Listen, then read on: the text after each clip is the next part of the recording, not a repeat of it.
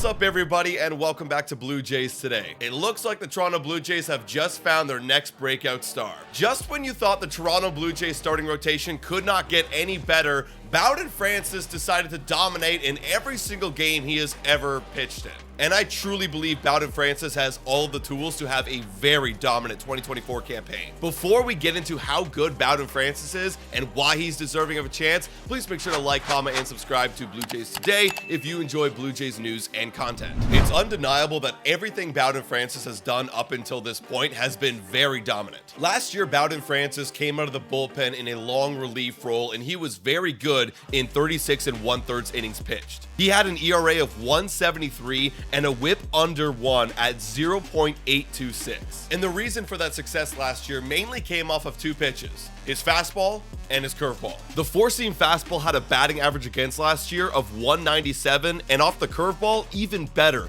on batting average against of 154. And these pitches work so well together because of the mile power difference of 20. It is such an effective combination to get batters out in front and mess up their timing. During spring training this year, Bowden Francis has continued his dominance. So far, over 14 innings pitched, he's got an ERA of 1.93 and a whip of 0.93. So everything he's done up to this point has worked, clearly. And it's going to have to take an adjustment on the batter side of things to try and beat him. So until they do that, Bowden's going to keep rolling. And to that note, it's going to be hard for batters to get comfortable in the box if Bowden continues to fill up the strike zone. If you take a look at this heat map from his last spring training start, you could tell exactly what Bowden Francis is trying to accomplish. He is just pumping the strike zone with that four-seam fastball and then finishing the hitters off with that good curveball where it looks like it's going to be in the zone as a four-seamer and then drops below, getting them to swing and miss and be out in front. And throughout his big league career, he's been very consistent with this style of attacking hitters. And what makes for a good starting pitcher in the big leagues? Well, when you don't have your best stuff, you still have to go out there and perform.